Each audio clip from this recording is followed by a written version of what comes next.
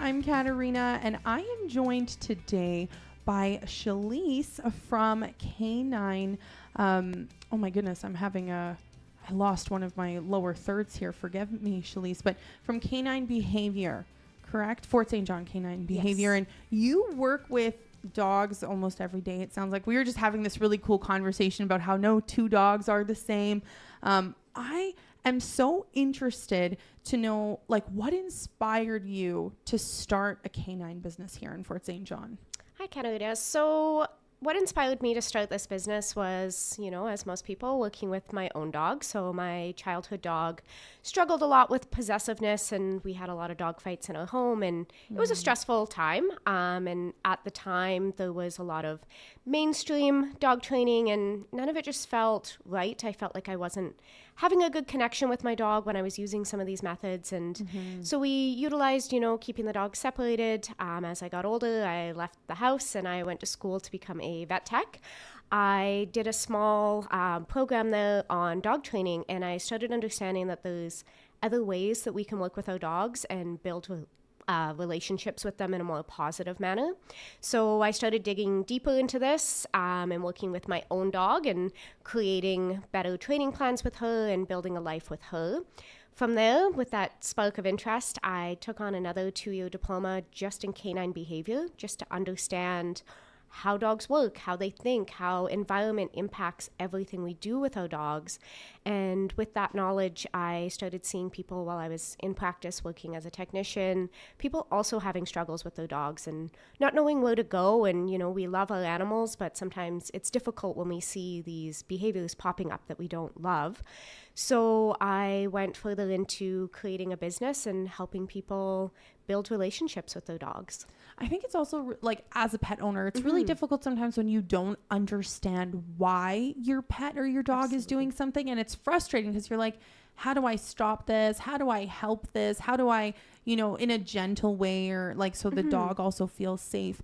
We kind of talked about your business and that you help foster these relationships between, like, owner and pet, but let's deep dive into your business, because we kind of spoke about that you offer different things. What is it that you do? Okay, so I have a pretty wide range of things that I do. I'm always happy to learn and be in different spots, but I would say the main thing I work on is one-on-one with clients that are really struggling and helping them understand the specific dog, because every dog is unique and different. We may have breed characteristics that come in, but ultimately we need to look at the dog, we need to look at the home, and we also need to look at the human.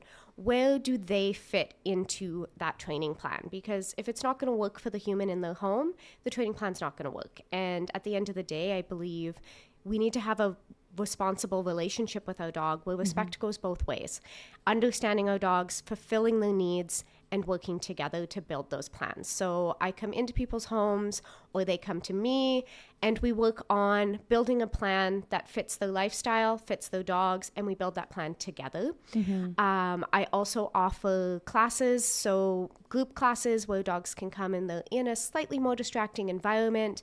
Sometimes that's really helpful for just learning some basics, learning how to work around others, from puppy classes into adult classes, into fun classes for those dogs that just need to get out and have a little bit of fun. As well as I run social clubs, which are group classes with dogs that I pick up and drop off. But the way that kind of works is the dogs have time to play with each other, but they also have time to work individually and as a group. So it's great for dogs learning about impulse control and how to work around other dogs. I feel like a lot of the time we think about training a dog, it's when they're a puppy, right? Yeah. But some, like, behaviors as puppies and dogs grow, they kind of pick up these new habits sometimes. And that could either be from an experience or, just something like impulse, right? Absolutely. Is this something that you also work with, not just puppies? Yeah, absolutely. So, of course, in puppies, we can instill a lot of relationship building skills. So learning how to work with our dogs in a positive manner. But as our dog ages, they're going to go through so many different stages. And sometimes, there's a lot of up and down in those first couple of years where we feel like things are going really good. And then our dogs hit adolescence and we see a little bit of a decline. And that's very, very common. And sometimes people get stuck on that. But I do intervene at any point in time. I can help with training. I've worked with dogs, as young as 10 weeks old and as old as 10 years old. I had an 11-year-old dog take a class once just because the owner wanted to learn something new with her dog. Aww. And I thought that was a very sweet moment for them to have a bonding experience. And of course, you have to adapt as the dog ages. We're a little slower in picking up new things, but it doesn't mean new things can't be learned. Absolutely. You did talk about doing classes and whatnot. And what times are you open, and like where do you have a location for this? So for private sessions, one-on-one sessions, I am available during daytime hours, typically from about 11 till 3:30. In the mornings, I am running either social clubs or private walks.